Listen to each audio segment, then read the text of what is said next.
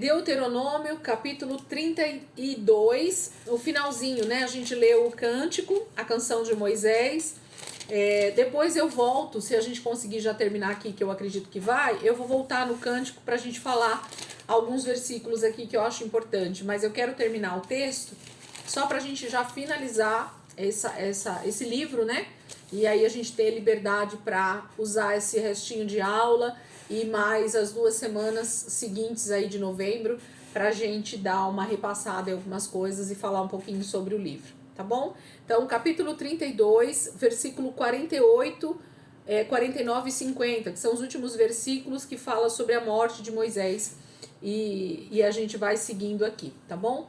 32, versículo 48 de Deuteronômio. Podemos? Diz assim o texto, Deuteronômio 32, 48. Naquele mesmo dia, o Senhor disse a Moisés: suba as montanhas de Abarim até o monte Nebo, em Moabe, em frente de Jericó, e contemple Canaã, a terra que dou aos israelitas como propriedade. Ali, na montanha que você tiver subido, você morrerá e será reunido aos seus antepassados, assim como seu irmão Arão morreu no monte Hor e foi reunido aos seus antepassados. Assim será, porque vocês dois foram infiéis para comigo na presença dos israelitas junto às águas de Meribá em Cádiz, no deserto de Zim, e porque vocês não sustentaram a minha santidade no meio dos israelitas. Portanto, você verá a terra somente à distância, mas não entrará na terra que estou dando ao povo de Israel. Então o Senhor, depois desse cântico maravilhoso que a gente leu semana passada, e a gente vai falar um pouquinho mais dele, entra justamente nesse texto que o Senhor chama Moisés e fala para ele assim: agora o meu papo, né, o meu assunto é com você, Moisés. Você já falou tudo que você tinha que falar para os israelitas, você relembrou as leis, você falou para eles o que eles precisam fazer quando eles herdarem a terra, você deixou instruções, né? Você já deixou toda a minha palavra. Agora eu vou falar com você no monte Nebo, né? Ali em Moabe mesmo, de frente de Jericó. Eles estão acampados já há algum tempo nesse lugar, praticamente o livro de Deuteronômio inteiro. Moisés fala com eles acampado nesse território de Moabe, que foi onde eles entraram, o último, né, acampamento de Israel, onde houve a morte lá por causa da adoração aos deuses.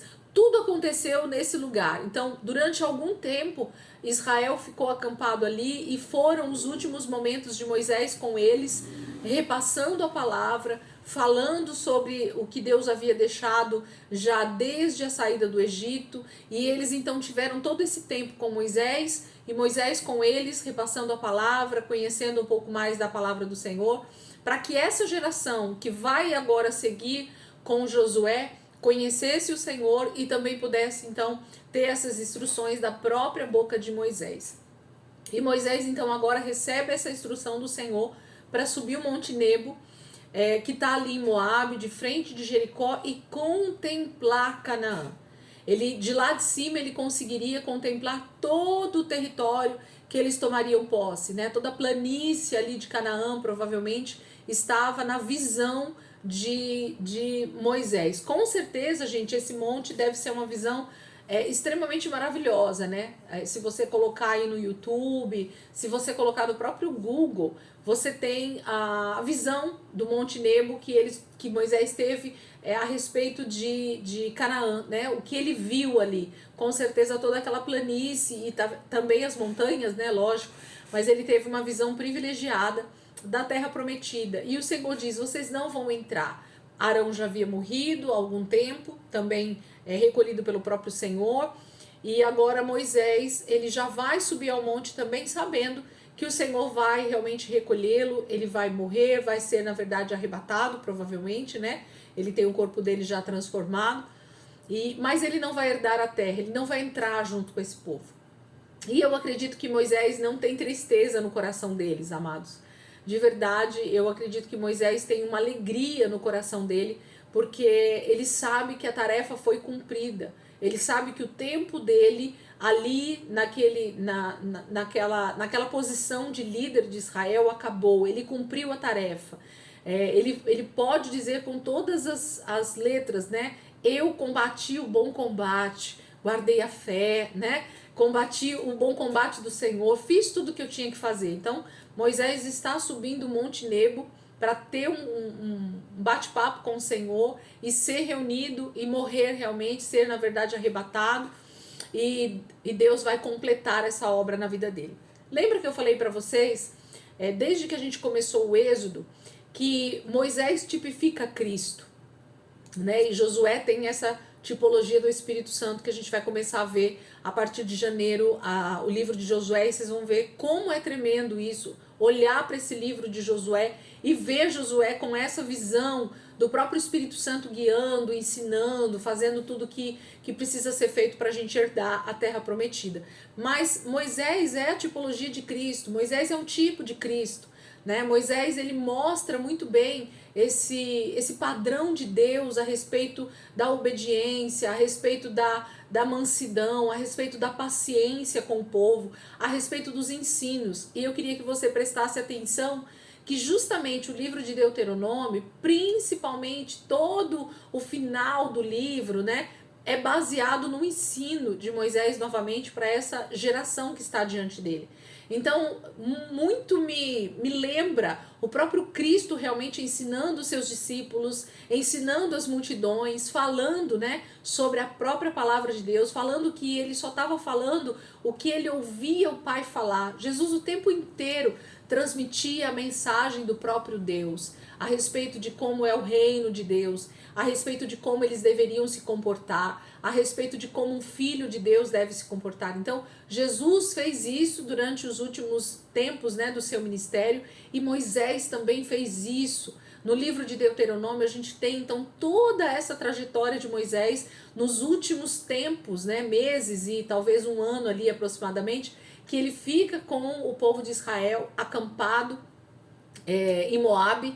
Ele transmite todas as informações que Israel precisava para que esse povo herdasse a terra, sabendo o que eles precisavam fazer para herdar a terra e continuar nela, né? Porque o livro de Deuteronômio vai falar sobre as bênçãos, sobre as maldições, sobre a obediência, sobre a desobediência. Então, tudo isso a gente vê dentro do livro de Deuteronômio. E Israel está sendo avisado com muita antecedência, inclusive, né? Deus está falando tudo que eles vão ter que fazer e também aquilo que vai acontecer. As profecias estão sendo dadas. Israel vai pecar, Israel vai se desviar, Israel vai ser exilado. Tudo está escrito aqui no Pentateuco.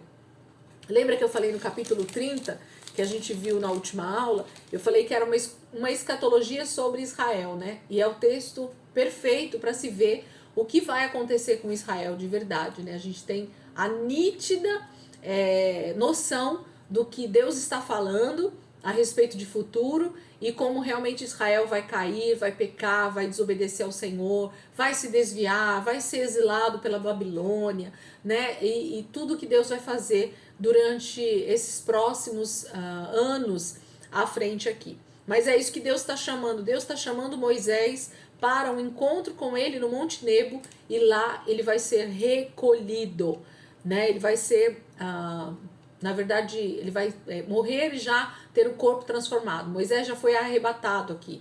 Moisés e Elias são os dois homens do Antigo Testamento que a gente tem certeza absoluta que foram arrebatados e já estão com seus corpos transformados. Lisângela, por que você está falando isso? Porque no Monte da Transfiguração com Jesus, são os dois que aparecem lá para Jesus também transfigurado.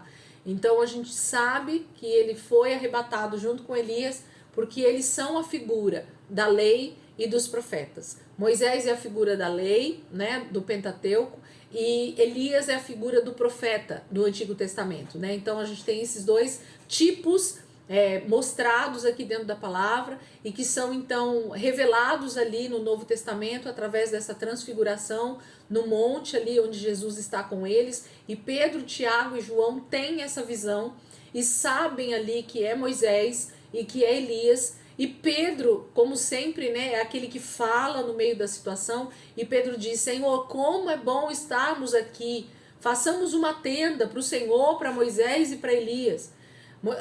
Pedro queria muito ficar naquele ambiente, né, de glória, tudo aquilo que ele estava vendo, tudo aquilo que ele estava presenciando, que era com certeza tremendo e maravilhoso. Então, por causa dessa passagem do Monte da Transfiguração, e porque também lá em Judas, 1 Pedro, acho que Judas, vai falar que Satanás tenta, né, de alguma maneira, pelo corpo de Moisés. E Deus não permite, né, que ele toque, e ninguém acha o corpo de Moisés depois da sua morte também.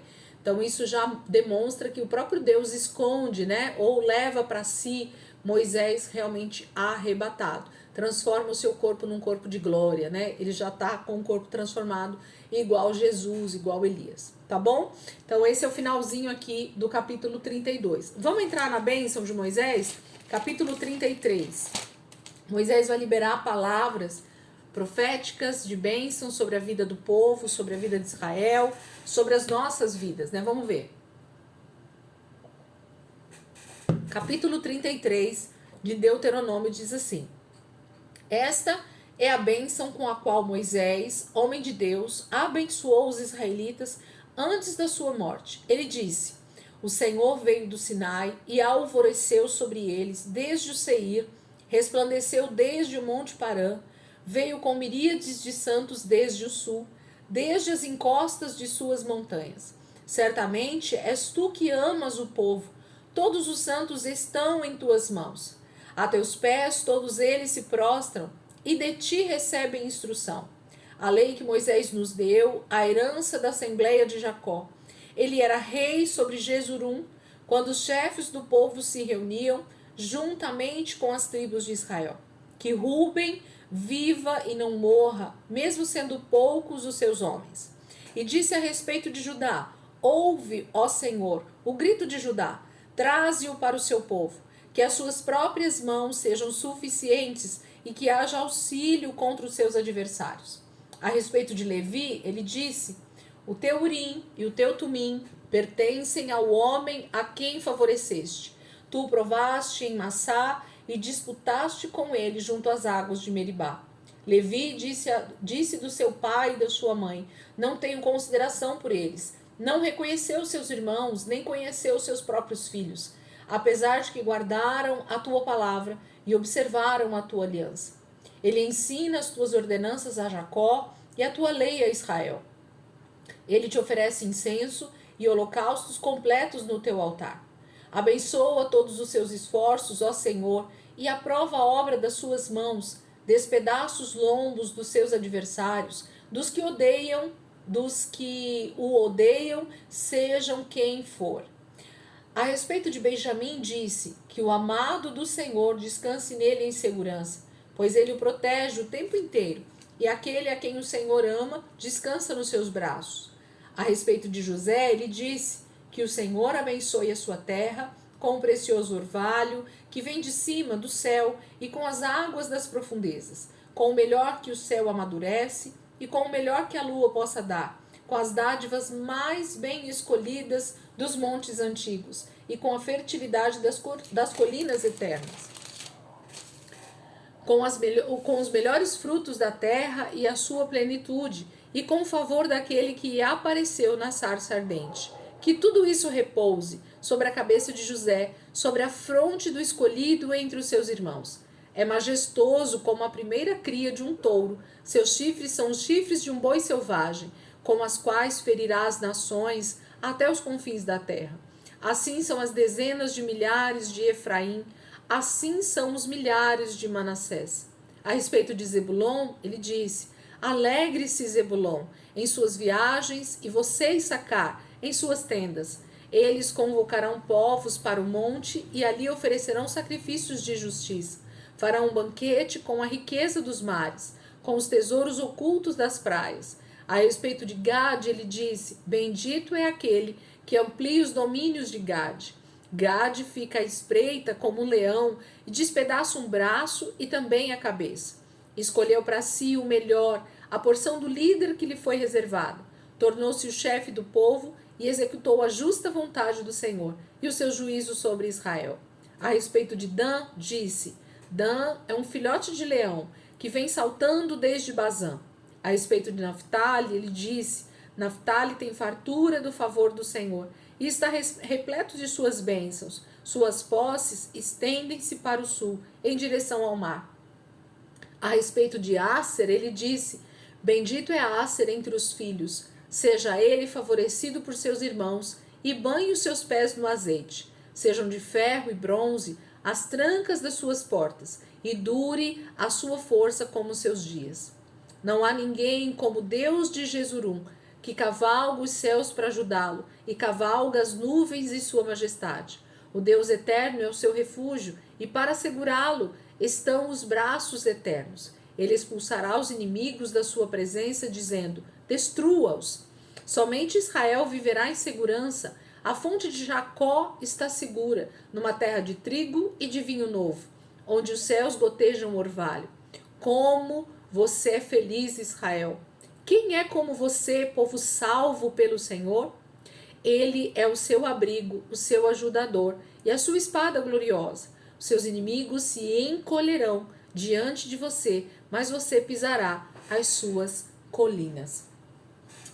Moisés vai liberar as palavras a respeito das tribos aqui de Israel, e essas bênçãos estão muito parecidas, né, com aquela que o próprio Jacó libera para os seus filhos, no ato também da sua morte. Percebam que todas as vezes que um patriarca, que um pai ia, né, para uma idade muito avançada e que ele percebia que a morte era... Mãe, travou. Opa, tudo bem? Voltou ou não? Agora voltou, mas travou na hora que você foi começar a falar aí. Tá, mas a leitura foi tudo ok? Sim, na leitura foi. Tá, a minha tela aqui ficou preta agora. Peraí, gente, deixa eu voltar que ele tá reconectando. A minha internet tá só por Deus. Voltou aí, tá tudo certo, gente? Posso falar? Tudo certo aí? Me dei um ok. Sim. Então tá bom. Então vamos lá. Então, Moisés, quando ele vai liberar essas bênçãos aqui no capítulo 32, 33, a gente percebe que ele faz as bênçãos sobre cada uma das tribos muito parecido com a palavra que o próprio Jacó libera para os seus filhos lá em Gênesis, que a gente viu. Então, cada um, né, dos líderes de Israel, que nesse momento eles não estão mais vivos, é uma outra geração, talvez a terceira ou quarta geração, que já está aqui diante de Moisés nesse momento recebendo a bênção.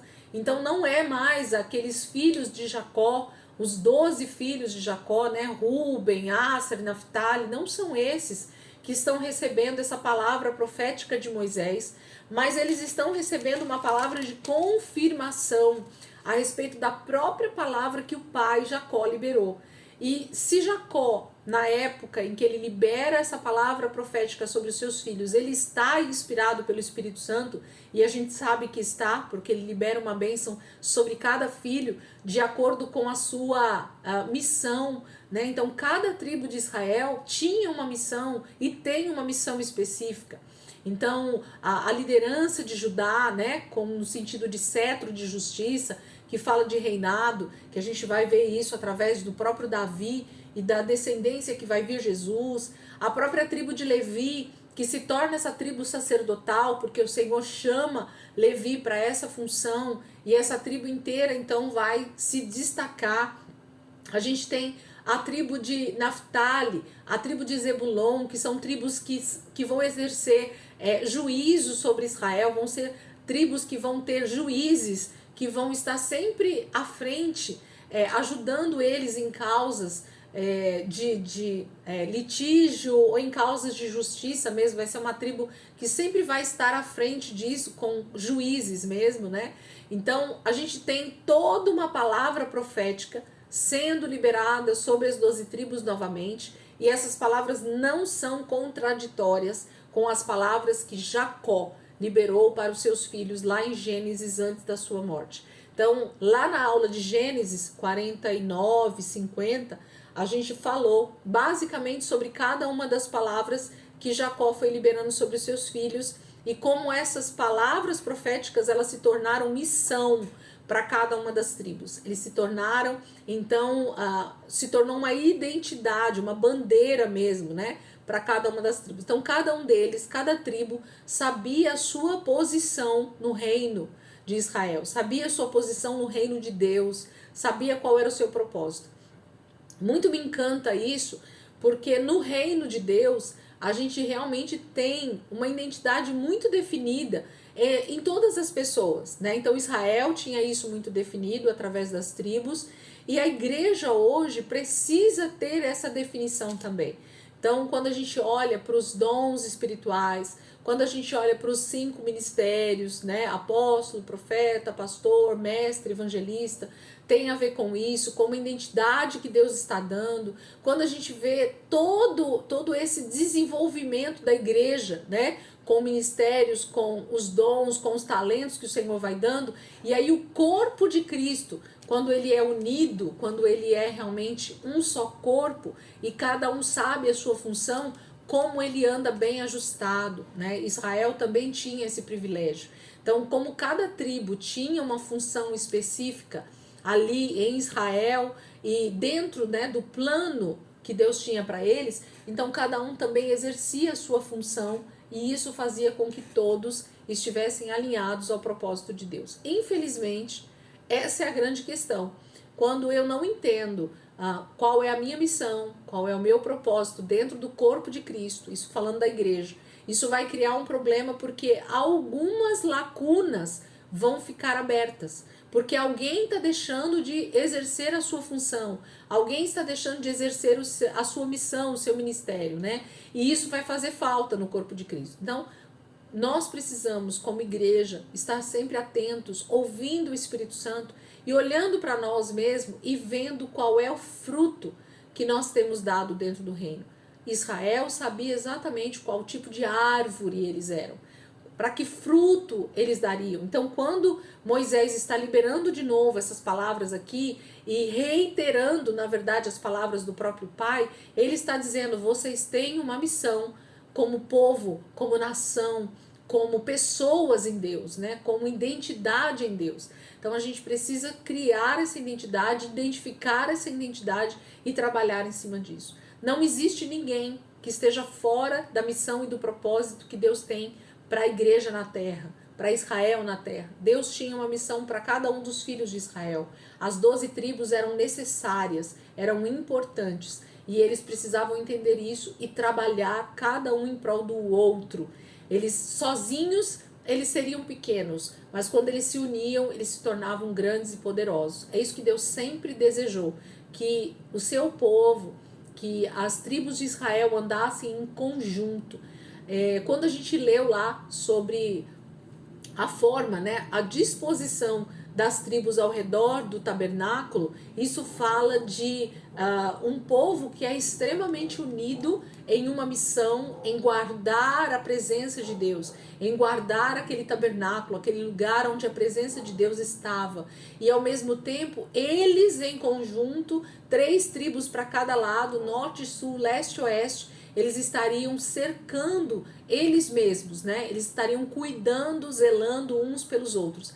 Na terra de Canaã, a gente vai ver que as terras vão ser distribuídas, mas mesmo assim, eles precisam ser um povo forte em união. Sozinhos, nós vamos ver que a coisa vai dar ruim, vai ficar estranho quando eles decidem andar sozinhos, mas quando eles se uniam, as coisas realmente aconteciam de forma mais tranquila, mais fácil, ok? Então eu não vou entrar em cada um deles aqui, porque a gente tem na aula lá de Gênesis, onde Jacó vai falar sobre a bênção de cada um dos filhos, e eu falei um pouco sobre tudo isso. Capítulo 49, capítulo 50 ali de Gênesis, a gente falou um pouco sobre isso, tá bom? Capítulo 34, abram aí, 34 de Deuteronômio, finalizando aqui com a morte de Moisés. Então, das campinas de Moabe, Moisés subiu ao Monte Nebo, ao topo do Pisga, em frente de Jericó. Ali o Senhor lhe mostrou a terra toda, de Gileade, Adã, toda a região de Naftali, o território de Efraim e Manassés, toda a terra de Judá até o mar ocidental, e o Neguebe, e toda a região que vai do vale de Jericó, à cidade das palmeiras, até Zoar.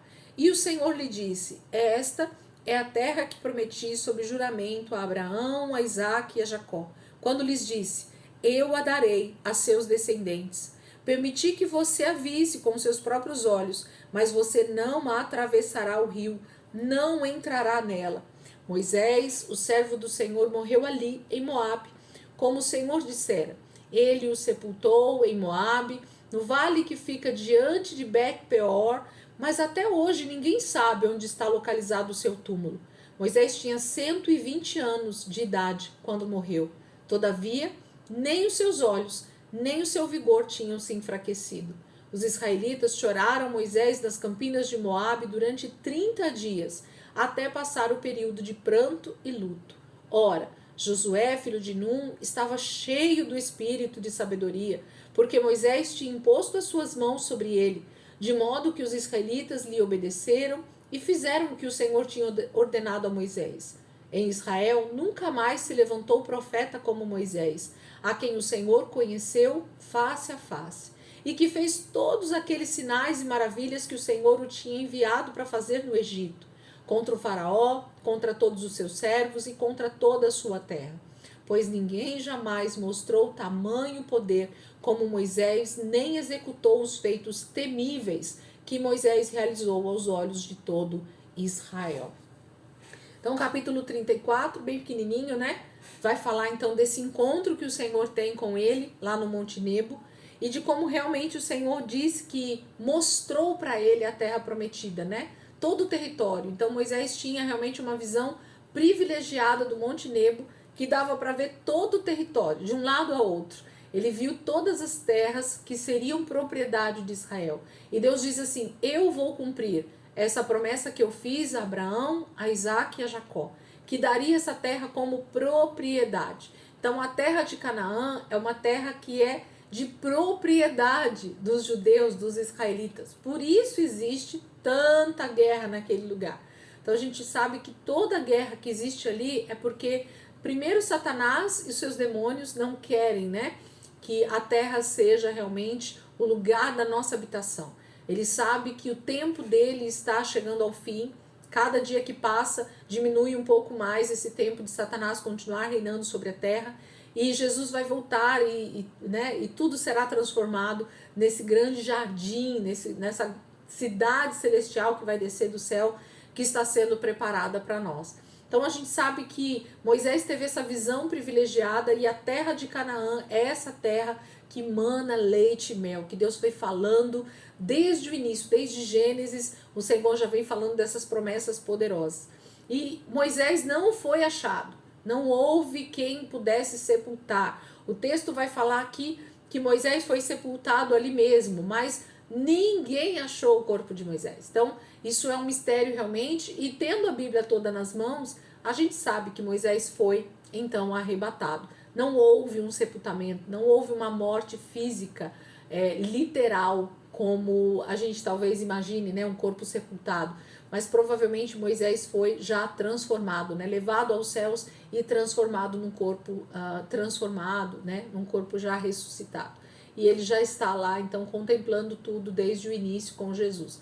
A tipologia de Cristo já está com Cristo desde esse momento em que ele foi, então, morto, aos 120 anos. Então, Moisés cumpre até esse prazo, né, de vida que Deus disse que daria ao homem lá em Gênesis. Então, também há uma confirmação que o próprio Deus diz: os dias do homem não passarão de 120 anos. Então, em Moisés, Deus também cumpre essa palavra de que é o limite. Ainda que o homem possa ultrapassar isso em algum momento ou por alguém, mas a gente sabe que Deus aqui não coloca essa data por acaso. Moisés vive exatamente 120 anos e somente 120 anos. Porém, a palavra deixa claro que mesmo com essa idade avançada, Moisés não tinha enfraquecido, né? Versículo 7.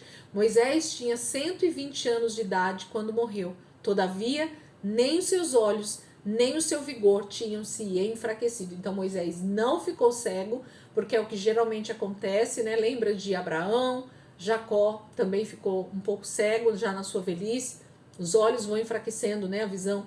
Vocês percebem aí pelo óculos que a gente vai usando, né? Então é uma das questões que infelizmente atinge, né? Conforme a gente vai envelhecendo, os olhos vão enfraquecendo e a gente vai se tornando cada dia mais ceguinho. Então Moisés era para estar quase cego, assim como foi com Jacó, assim como foi com Abraão, assim como foi com Isaac, né? Também mostra na palavra que ele já tinha pouca visão na sua idade avançada, mas Moisés não teve esse problema. Eu acredito que essa questão justamente da particularidade que Moisés tinha com o Senhor, de estar sempre diante da presença de Deus, de estar sempre com o Senhor em oração, em busca, né, realmente vai fazendo com que o nosso vigor ele permaneça. Então, assim, receita para nós, se nós queremos envelhecer com saúde, né, com saúde plena, tanto na alma, quanto no espírito, quanto no corpo físico, estejamos cada dia mais na presença do Senhor. Quanto mais você se prostra diante dele, quanto mais você está com ele em relacionamento, com certeza a tendência é realmente o nosso corpo se tornar cada dia mais saudável, porque nós vamos ficando mais parecido com o nosso Senhor, amém? E ele vai realmente fortalecendo o nosso corpo, a nossa alma e o nosso espírito. Fala que os israelitas então prantearam, né? Permaneceram no luto ali durante 30 dias, e aí fala sobre essa tomada de liderança de Josué. Já nos últimos versículos vai falar que Josué, filho de Num, estava cheio do espírito de sabedoria, porque Moisés tinha imposto as mãos sobre ele, passado a autoridade. Gente, há um poder tão grande na imposição de mãos, né? Então isso não é de hoje que a gente lê isso na palavra, e não é de hoje que a gente percebe essa questão de passar realmente autoridade, poder através das nossas mãos. E aqui eu quero abrir um parênteses, aproveitando esse texto. A gente precisa tomar muito cuidado, tanto com a nossa vida, quando nós vamos impor as mãos sobre a vida de alguém, quanto o contrário. O contrário principalmente. Então, a gente precisa tomar muito cuidado. Quem é que nós permitimos que imponha as mãos sobre a nossa cabeça, tá? Existe realmente um poder, uma manifestação que acontece através da imposição de mãos. Então, eu particularmente, Elisângela, não gosto que ninguém coloque as mãos na minha cabeça, tá? Por quê? Porque a pessoa que está orando por mim, a pessoa que está impondo as mãos na minha cabeça, ela precisa realmente ter uma vida de santidade com o Senhor, uma vida realmente de reverência a Deus. Porque se ela tiver uma vida totalmente torta, de pecado, se ela estiver totalmente contrário à vida que ela deveria ter a respeito das coisas de Deus, ela está impondo as mãos sobre a minha vida e está transferindo unção e talvez poder contrários para a minha vida. A gente pensa que isso é misticismo, mas não é. A palavra de Deus vai demonstrar isso para nós em várias passagens, de que isso é uma verdade espiritual. Através das nossas mãos, nós transferimos bênção ou maldição. Abre a palavra aí. Ô, Rainha, e quando a gente vai, né, até orar por alguém na igreja, como a gente deve fazer, então? O certo seria, né, por ambos os lados. A pessoa não me conhece e eu não conheço a pessoa.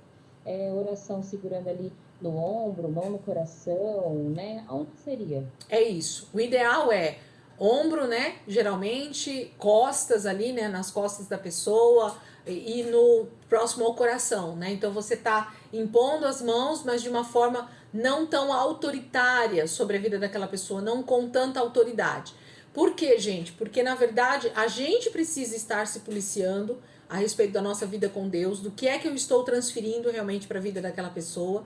E vice-versa, eu estou falando que eu não gosto, né, da imposição de mãos sobre a minha cabeça, porque eu não sei quem é que está orando por mim. Então, eu não vou realmente deixar qualquer pessoa colocar as mãos na minha cabeça, porque eu não sei o que é que está sendo transferido.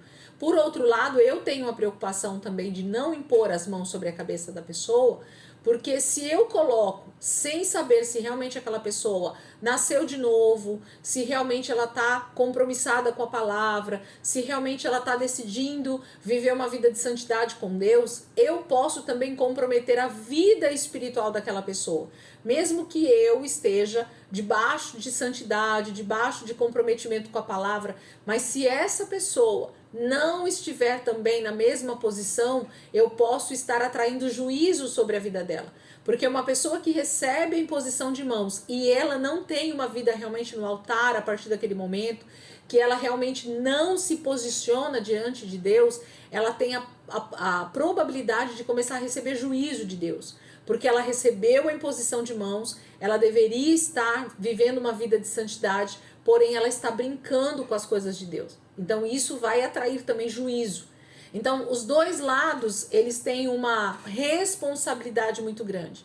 Eu, como alguém que estou orando por alguém e impondo as mãos sobre ela, e essa pessoa que está recebendo a oração, ela precisa também estar se posicionando a respeito daquilo que ela está fazendo. Então, se ela está aceitando Jesus, ela precisa ter convicção de que ela precisa nascer de novo da água e do Espírito. E a partir daquele momento, ela precisa começar a viver uma vida de novidade de vida. Se ela está pedindo uma oração a respeito de pecado, de arrependimento de pecado, ela precisa realmente viver aquele arrependimento na prática, se voltar para o Senhor, realmente não praticar mais, porque aquela imposição de mãos, aquela oração que foi feita sobre aquela pessoa, intercedendo por ela ou falando algo profeticamente sobre ela, aquilo vai atrair juízo. Então, eu preciso ter convicção do que eu estou fazendo. Gente, as coisas de Deus, elas têm uma simbologia e elas têm um significado no reino espiritual que muitas vezes a gente não tem noção. Eu falei semana passada sobre o misticismo, se não me engano, né? Ou foi numa pregação, não me lembro agora. A gente precisa tomar muito cuidado, porque o crente, ele tem a tendência de ser místico no sentido de dons espirituais, de coisas, né, que acontecem na igreja. Mas ele se esquece de que realmente o mundo espiritual, ele está muito mais vivo e muito mais operante do que o mundo físico.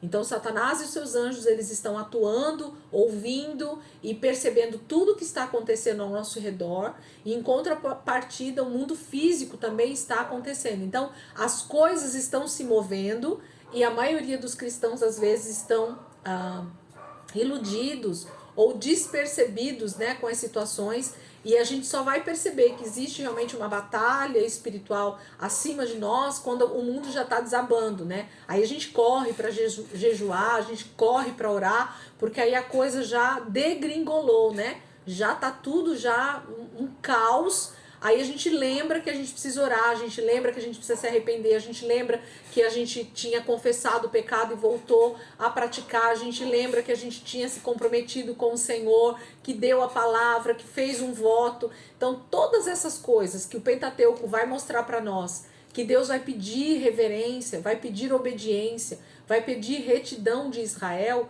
isso também serve para nós como igreja. Então por isso que eu falo que o Pentateuco, ele é a base mesmo, né, da nossa vida de fé.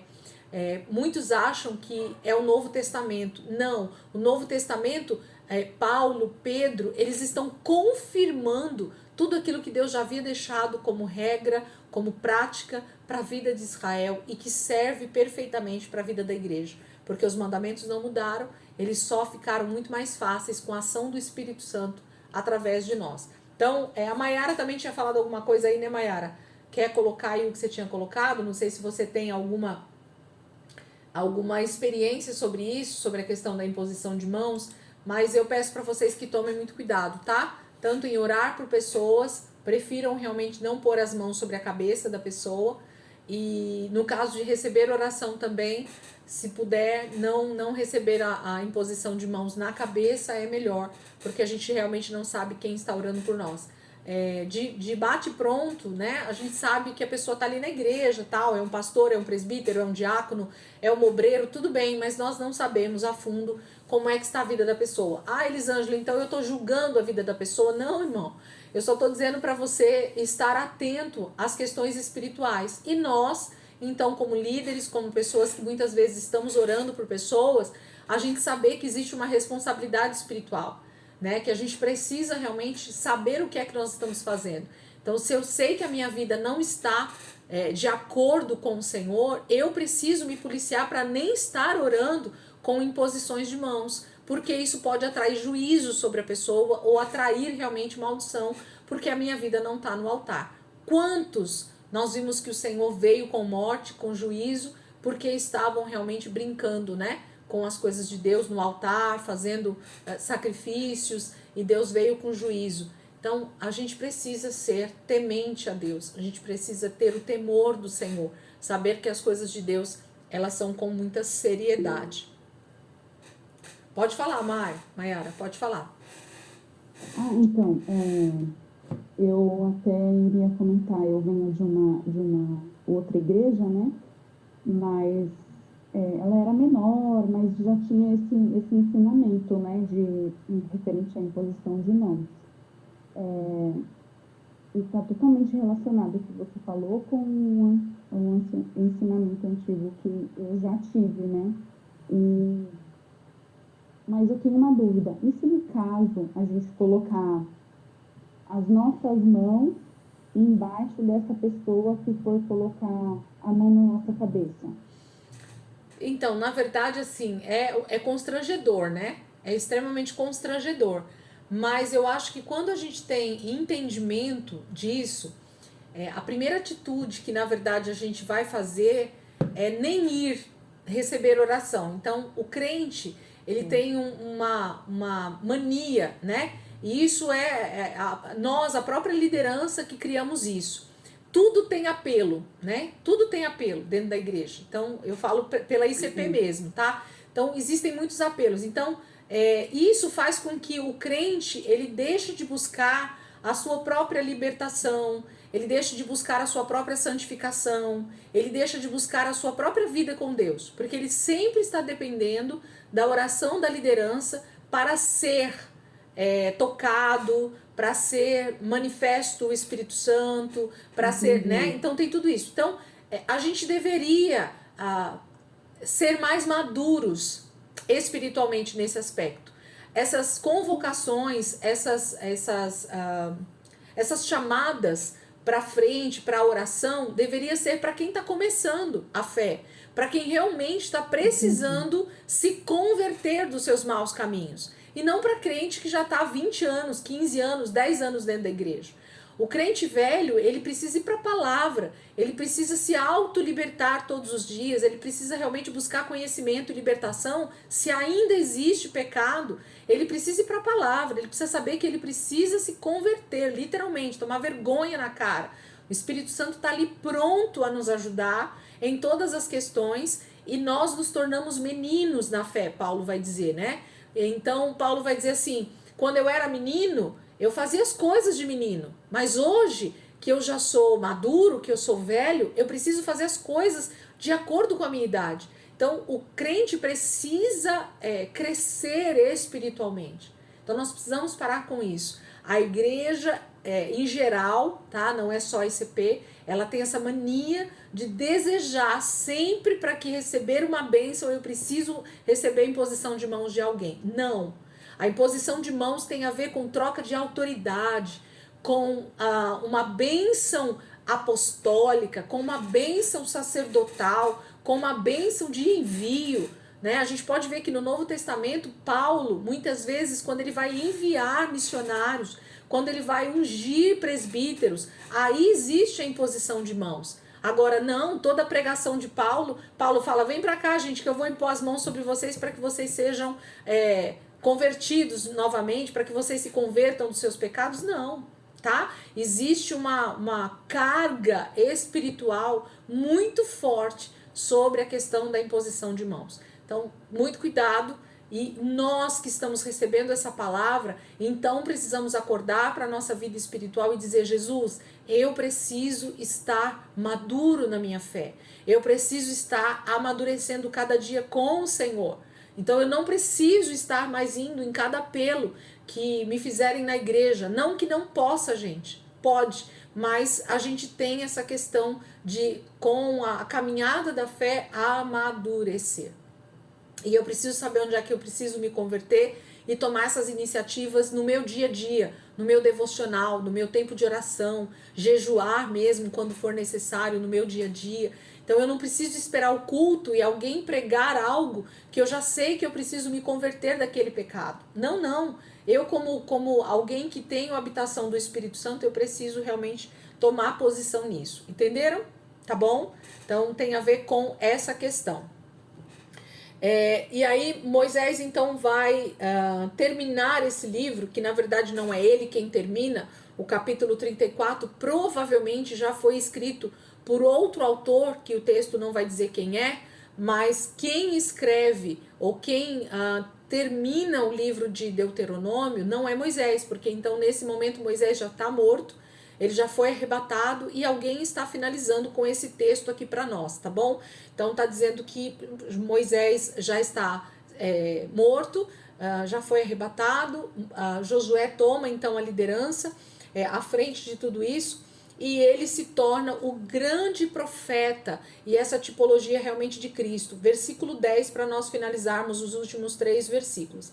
Em Israel nunca mais se levantou profeta como Moisés, a quem o Senhor conheceu face a face, e que fez todos aqueles sinais e maravilhas que o Senhor o tinha enviado para fazer no Egito, contra Faraó, contra todos os seus servos e contra toda a sua terra.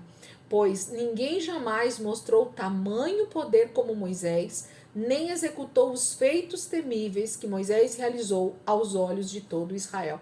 Gente, a quem eu posso comparar um texto como esse? Quem foi o grande profeta no Novo Testamento, senão Cristo, né? Quem operou milagres e maravilhas e sinais que nunca foram vistos nessa terra? O próprio Senhor Jesus. Então, percebem a tipologia? O texto termina já falando o quanto Moisés realmente foi um diferencial no Antigo Testamento. Até hoje, Moisés é reverenciado pelo Islã, pelo próprio judaísmo, como esse grande profeta, porque ele traz realmente toda a palavra de ensino e de base, né? Aquilo que alicerça a fé do islamismo, do judaísmo e do cristianismo. Então a gente tem o Moisés como esse grande profeta do Antigo Testamento, o maior que houve de todos os tempos. Não houve ninguém maior que Moisés, no sentido de realmente trazer toda essa palavra profética, deixar esse ensino tão poderoso, e a gente sabe que assemelha a Cristo com essa questão de Moisés ter essa tipologia de Jesus.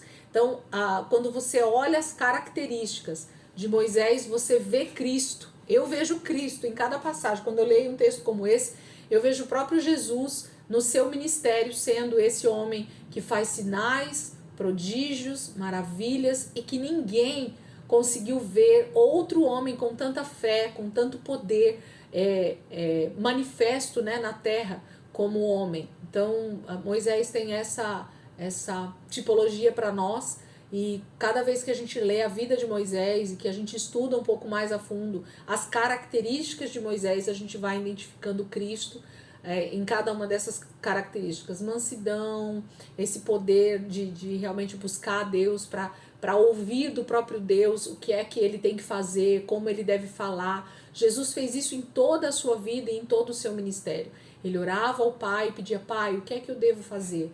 Como que eu devo me comportar nessa situação? E ele ia dando glória a Deus em tudo que ele ia fazendo. Moisés foi glorificando ao Senhor em tudo o que ele foi fazendo durante a sua vida de ministério.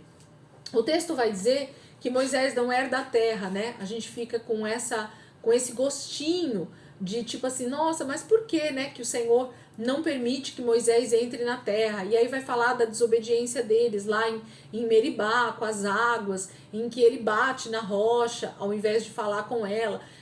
Inclusive eu trouxe essa palavra recentemente aí. Então tem a ver com o próprio Deus mostrando que o pecado, ele vai nos trazer essa separação, vai fazer com que a gente deixe de herdar aquilo que realmente Deus tem preparado para nós.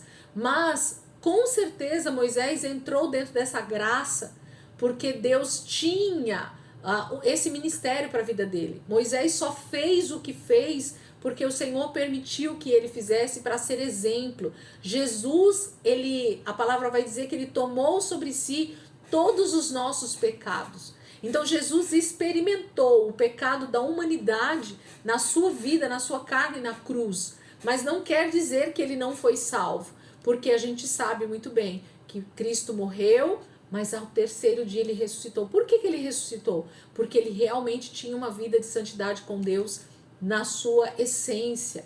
Eu ia falar no seu coração, mas dá a impressão de que a gente tem uma vivência com Deus no nosso coração, mas na nossa carne, no nosso corpo a gente pode pecar. Não, não é isso que eu estou falando.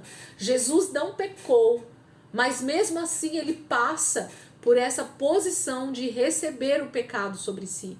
Moisés é a mesma coisa, gente. Se ele é a tipologia de Cristo, então Moisés, infelizmente, ele carregou sobre si, no final do seu ministério, esse pecado, essa condenação dos filhos de Israel de não entrar na terra prometida, porque ele realmente tinha uma tipologia de Cristo e demonstrava que quando eu erro, quando eu peco, quando eu desobedeço a Deus, eu trago sobre mim condenação e juízo de Deus. Então eu não vou herdar a terra prometida. Mas graças a Deus, Moisés era esse homem de Deus que realmente tinha um coração totalmente voltado para o Senhor, e houve graça e misericórdia e houve salvação para a vida dele. Amém? Vamos fechar já aqui, já abrir a outra aula, que aí eu quero voltar com vocês lá na canção para a gente falar alguns versículos aqui. E se vocês tiverem mais alguma coisa para falar, a gente já aproveita. Vamos fechar e entrar rapidinho, tá?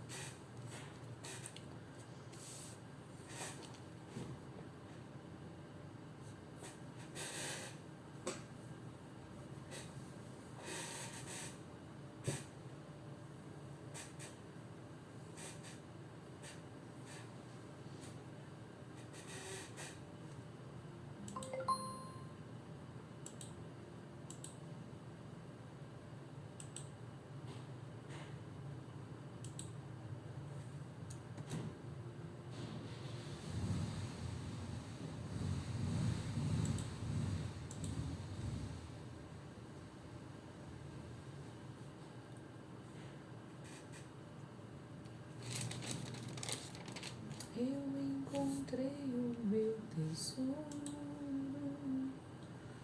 eu encontrei o bem mais precioso,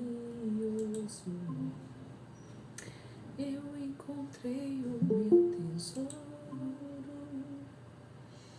eu encontrei o bem mais precioso.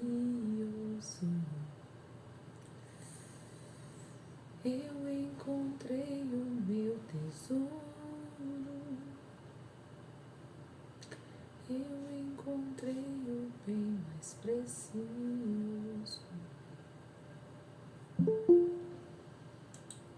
Capítulo 32, gente. Vamos dar uma lida aqui novamente. E aí agora eu vou pausando e falando um pouquinho com vocês. E se alguém tiver algum versículo aí que queira comentar ou falar algo mais, já aproveita e vai falando também, tá bom? Mas a gente vai falar um pouquinho sobre essa canção que Moisés vai recitar, vai cantar para Israel, e que talvez se torne, né, essa grande canção que Israel vai cantar ao longo da sua jornada, e talvez até os dias de hoje eles leem isso na Torá ou cantam isso da forma que os judeus cantam, né, a palavra, que é lindo e maravilhoso. E eles pensem a respeito de tudo aquilo que Deus já fez, está fazendo e vai fazer. Essa aqui é a questão. A escatologia está em toda a Bíblia, né? Falar sobre o final dos tempos está desde Gênesis capítulo 3, na queda do homem, a gente já vê escatologia. até Apocalipse 22, a gente vê Jesus falando sobre escatologia, sobre o tempo do fim, sobre essa restauração de todas as coisas, sobre esse grande Éden que a terra vai se tornar, né? Então a gente precisa olhar para a palavra inteira e ver essas características. Capítulo 32 diz assim: escutem, ó céus, e eu falarei. Ouça, ó terra, as palavras da minha boca. Que o meu ensino caia como chuva e as minhas palavras desçam como orvalho, como chuva branda sobre o pasto novo, como garoa sobre terras palavras. Então, versículo 1 e 2 do capítulo 32 aí, do Cântico de Moisés, já vai falar justamente sobre essa chamada que Deus faz a terra e o céu. Na verdade, ele começa falando sobre o céu, né? Escutem, ó céus, e eu falarei. Então, mais uma vez, o reino espiritual, os céus, eles proclamam a glória de Deus, eles conhecem a glória de Deus já de eternidade a eternidade. Então, anjos, e a gente sabe que demônios, porque Satanás se torna, então, esses demônios, depois da sua queda, eles conhecem a santidade de Deus, a voz de Deus já é ouvida por eles desde a eternidade. Então, Deus chama a atenção dos moradores dos céus, primeiramente. Eu falo que sempre é primeiro o espiritual e depois o físico. Então, sempre Deus vai falar de maneira espiritual e ele, então, traz sinais para o reino físico para que a gente possa entender. Então, escutem, ó céus, e eu falarei. Ouça, ó terra, as palavras da minha boca. Que o meu ensino caia como chuva e as minhas palavras desçam como orvalho, como chuva branda sobre o pasto novo, como garoa sobre terras plantas. Jesus, em todo o seu ministério, ele vai usar essa questão do ensino, da palavra sendo então proclamada, sendo ensinada, sendo falada. Porque o nosso Deus, gente, ele tem uma particularidade com a voz e com as palavras, com aquilo que sai da nossa boca. Se a gente tivesse o entendimento e cada dia mais o entendimento a respeito de como isso é poderoso, o quanto cada palavra que sai da minha boca, ela tem o poder de vida ou de morte. Por isso que o texto vai dizer, eu preguei domingo passado, né, a respeito de Mateus 6, quando fala sobre o Pai Nosso, santificado seja o teu nome. Como é que eu santifico o nome de Deus através da minha vida? Quando a palavra de Deus ela é proclamada através da minha boca.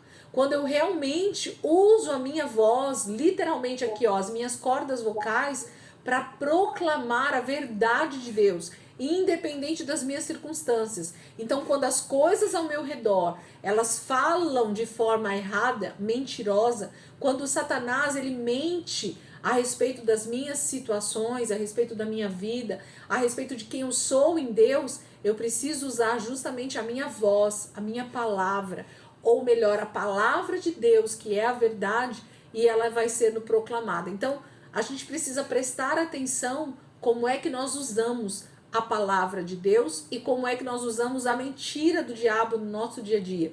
Se o que eu tenho proclamado com a minha boca é muito mais a mentira e o engano do diabo, de forma a quase acreditar naquilo que eu estou dizendo, então eu estou deixando de santificar o nome do Senhor através das minhas palavras. Como é isso, Elisângela? Se tudo aquilo que sai da sua boca é pessimismo, é negativismo, é tudo que é contrário à verdade que está aqui dentro da palavra de Deus, então nós precisamos tomar cuidado, porque provavelmente eu estou usando a palavra justamente não ao meu favor, mas contra. Eu estou deixando de santificar o nome do Senhor através das minhas atitudes e palavras.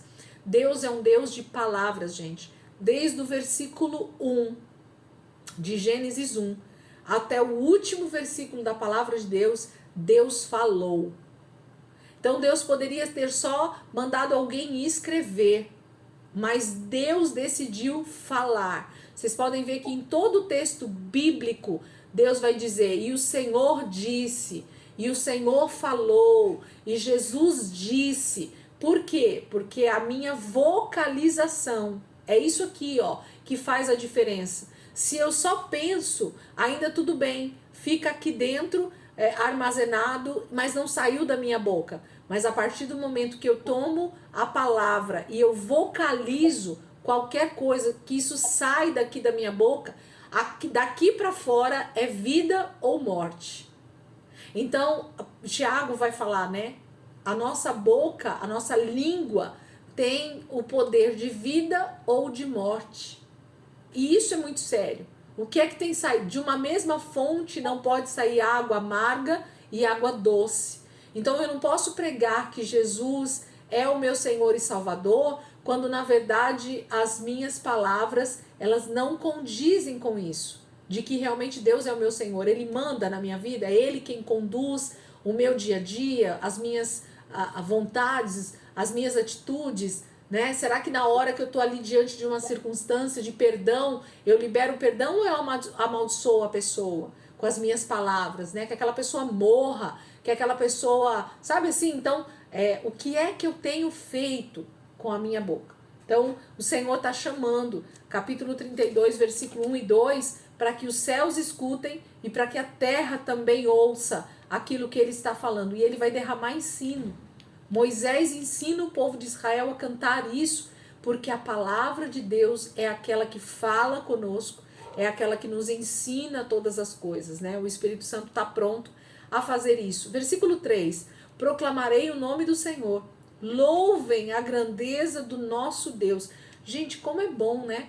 Quando a gente conhece realmente quem é o nosso Deus, e então a gente louva, então a gente dá graças, então a gente bendiz o nome do Senhor em tudo que a gente vai fazer, não da boca para fora, mas realmente enchendo o nosso coração de alegria e proclamando essa grandeza de Deus no nosso dia a dia, de como o Senhor é bom. Versículo 4, olha isso. Ele é a rocha e as suas obras são perfeitas e todos os seus caminhos são justos. É Deus fiel que não comete erros, justo e reto Ele é. Será que eu conheço esse Deus que é justo, que é reto? Ou no momento em que eu vejo uma circunstância adversa acontecendo, eu falo assim, nossa, Deus é injusto, Deus não está agindo corretamente nessa situação, Deus não está vendo isso? Será que Deus não pode mudar essa situação dessa pessoa? Entende? Moisés está dizendo que nós precisamos conhecer quem é a rocha, com letra maiúscula. Essa rocha é com letra maiúscula. Nós só somos pequenas pedras, como Pedro foi chamado por Jesus, né? Cefas, você se tornará Pedro, pequena pedra, né? Dentro dessa multidão de pedras que constroem esse edifício para Deus, Ele é a rocha, mas a rocha com letra maiúscula. Ele é perfeito, Ele faz tudo perfeito. Deus não faz nada que não seja perfeito. Então, se há imperfeição em algo, o problema está no pecado, o problema está em nós por causa do pecado, não em Deus. Deus é perfeito, Ele deseja que tudo esteja em ordem, não exista caos, né, na terra, mas só vai existir isso se nós então nos convertermos dos nossos pecados. Versículo 5, juízo, né? Seus filhos têm agido corruptamente para com ele, e não como filhos, que vergonha, são geração corrompida e depravada. É assim que retribuem ao Senhor povo insensato e ignorante. Não é Ele o Pai de vocês, o seu Criador, que os fez e os formou? Moisés chamando a atenção, né, para eles a respeito dessa corrupção do coração humano, da depravação. Gente, nós somos depravados por natureza de pecado. Se não houver em nós um novo nascimento, e se mesmo nascendo de novo, nós não dermos ouvidos ao Espírito Santo, que nos ajuda nas nossas fraquezas, nós nos tornamos hipócritas, nós nos tornamos depravados independente desse desejo de Deus, né, em nos levar à santidade.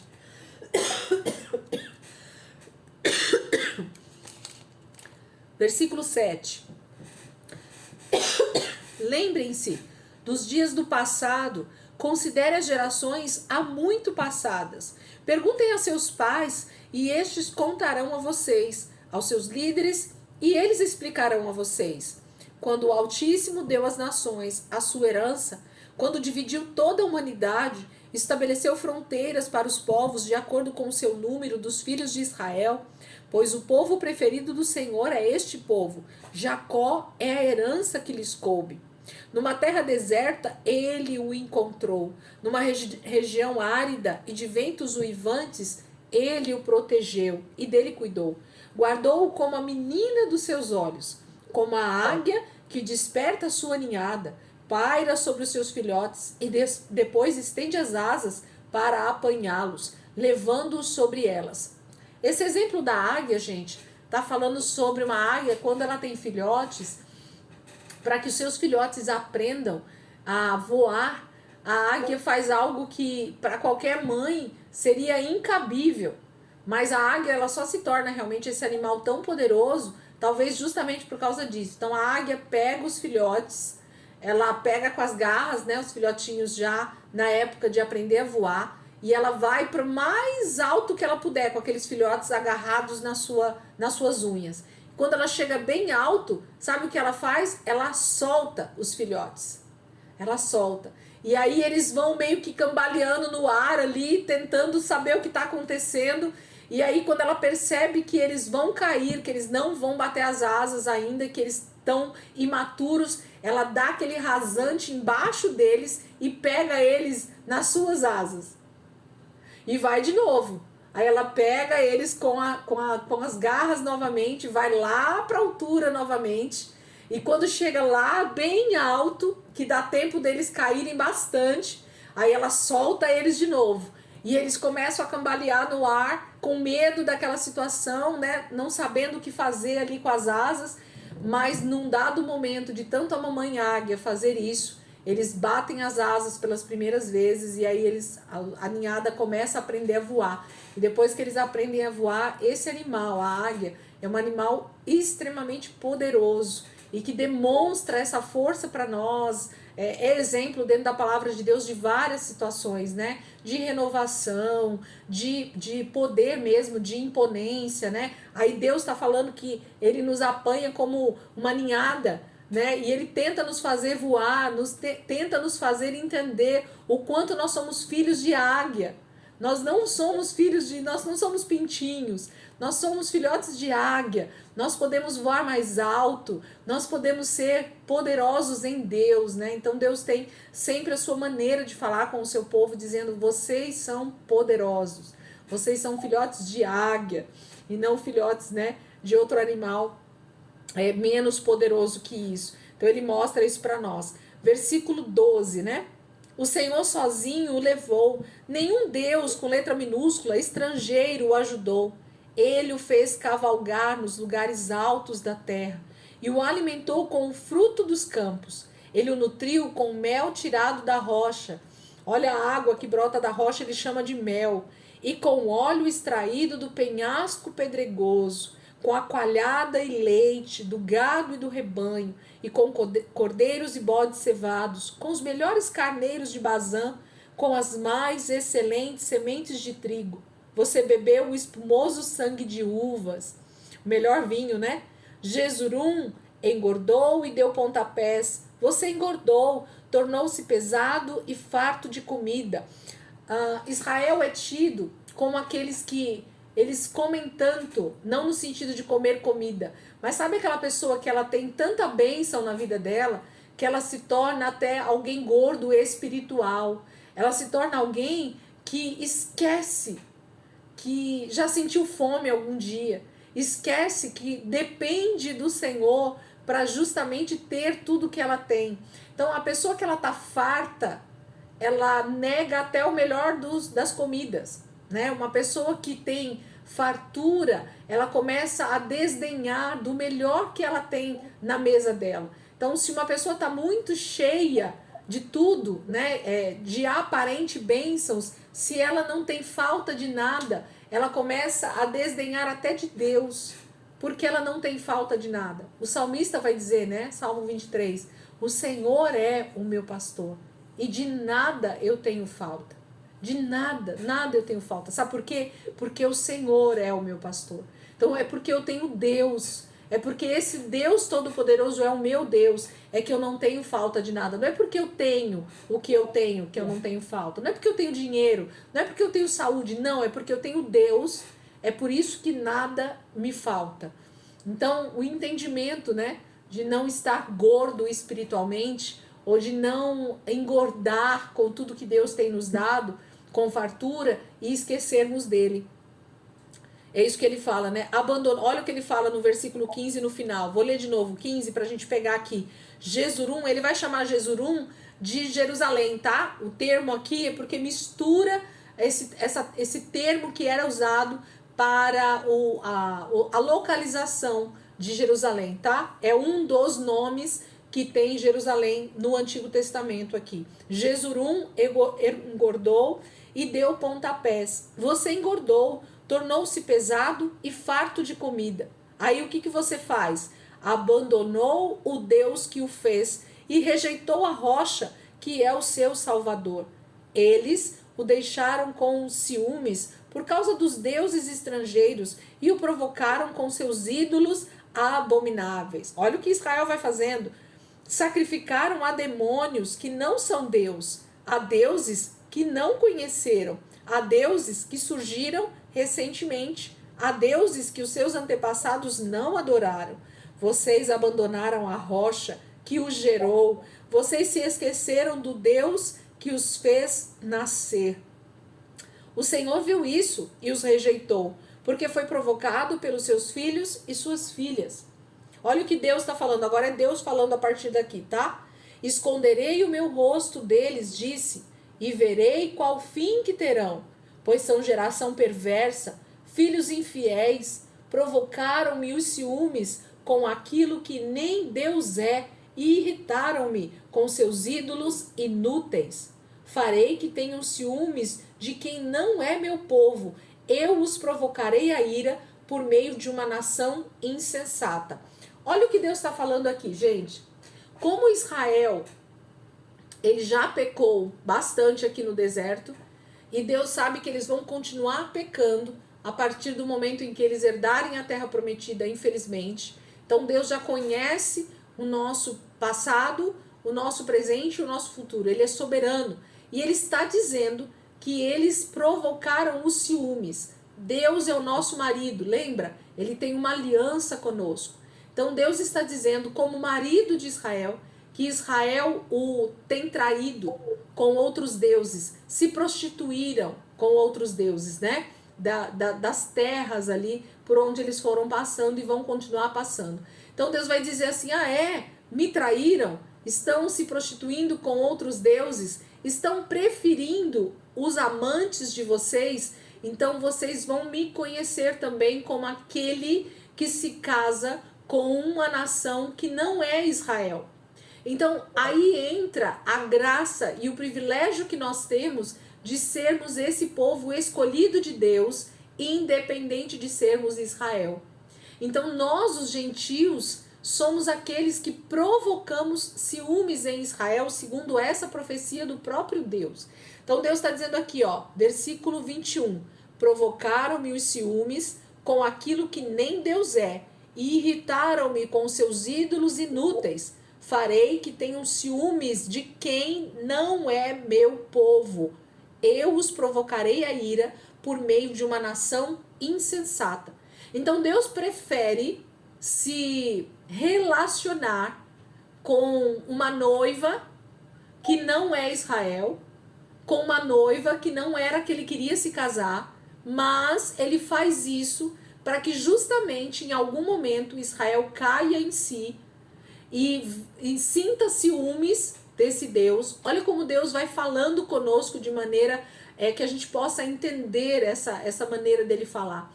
Então Deus provoca ira em Israel, por causa dos gentios, por causa das nações que Deus vai fazer alianças, e isso tem a ver com essa profecia a respeito principalmente da igreja hoje, dos gentios.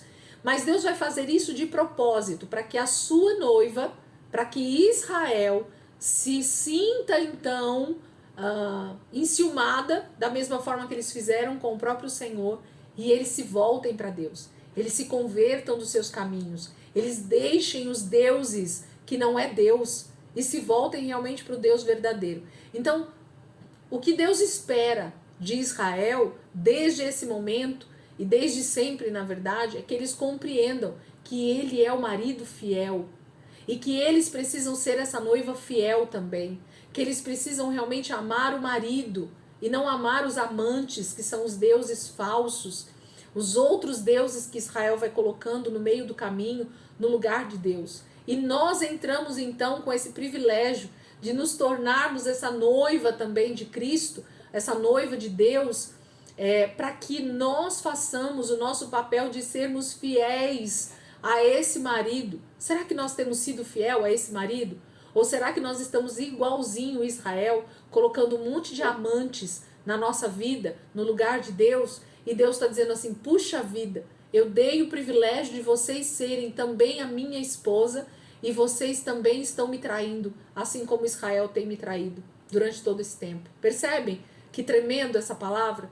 Eu acho isso maravilhoso quando eu leio, porque eu falo, Deus, como o Senhor nos compara com esse casamento perfeito, realmente entre o seu povo. Como o Senhor nos compara com esse lugar de intimidade que o marido e a mulher têm no seu relacionamento, no seu casamento, na sua aliança. O quanto o casamento é uma tipologia para Deus, gente, de mostrar como ele deseja se relacionar conosco em intimidade, em um conhecer ao outro a fundo. Só se conhece a fundo marido e mulher porque eles convivem no mais íntimo de um casamento, né? Então, nós temos esse privilégio, Deus nos chama para esse relacionamento, para sermos então essa nova noiva dele, para gerar ciúmes em Israel, para que Israel largue os seus amantes e se voltem para Deus. Isso é maravilhoso. Versículo 22. Pois um fogo foi aceso pela minha ira, fogo que queimará até as profundezas do Sheol. Juízo, né? Ele devorará a terra e as suas colheitas, e consumirá os alicerces dos montes. Amontoarei desgraças sobre eles, e contra eles gastarei as minhas flechas. Deus está trazendo juízo, né? Sobre eles. Escatologicamente, isso aqui é Apocalipse, tá, gente? Enviarei dentes de feras, uma fome devastadora, uma peste avassaladora e uma praga mortal. Enviarei contra eles dentes de animais selvagens e veneno de víboras que se arrastam no pó.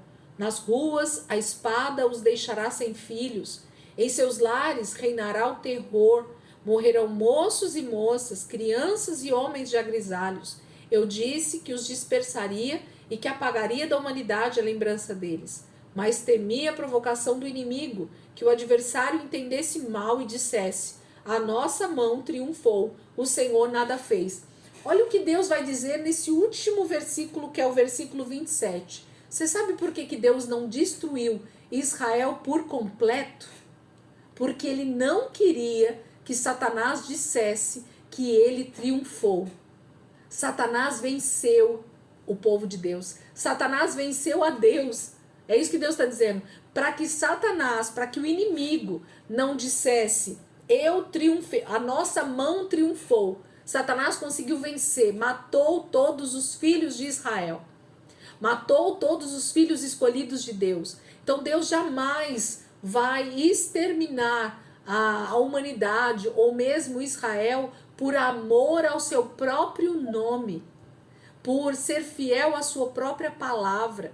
Então sempre vai haver os remanescentes, sempre vai haver aqueles que vão realmente ouvir a voz do Senhor, temer a Ele e se converter dos seus maus caminhos. Porque Deus tem prazer em nos salvar, em nos libertar desde o princípio.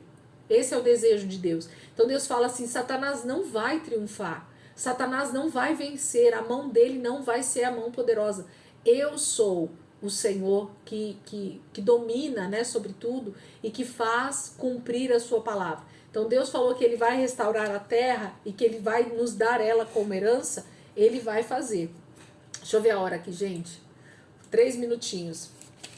Bom, a gente tem bastante coisa aqui para falar dentro desse texto, mas eu vou deixar que vocês, então, aí, deem uma lida se vocês quiserem depois. Se precisar falar mais algum versículo aqui, no capítulo 32, a gente tem mais 2 aulas aí, a gente pode estar falando um pouquinho mais, ou se não, semana que vem eu quero entrar no livro lá, Como Eu Encontrei o Messias, para a gente ler um pouquinho mais e entender um pouco mais do que a Jennifer, a autora do livro, fala sobre essa questão do Pentateuco, sobre essa questão de nós entendermos que o judaísmo não é simplesmente uma religião, mas é realmente aquilo que Deus sempre desejou para Israel e hoje para a igreja também, como uma palavra profética que já está liberada há quase 6.000 anos. Essa palavra que nós estamos lendo, ela está liberada há quase 6.000 anos para a humanidade. E nós precisamos entender que esse Deus deixou palavras. Ele falou.